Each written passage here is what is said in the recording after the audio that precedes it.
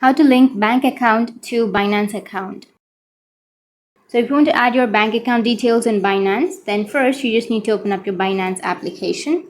Once you open up your Binance, now you need to go with the upper left, which has that Binance logo, and then tap on the upper right, which has that settings option. Now under your settings, you need to scroll down, and here you will have payment methods option. Tap on payment methods. Once you tap on it, here you need to choose the second option, which is P2P payment methods.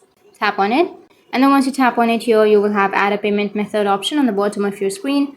Tap on it, and then just choose the bank that you would like to enter. So here you will have list of banks. Simply choose the bank that you would like to enter.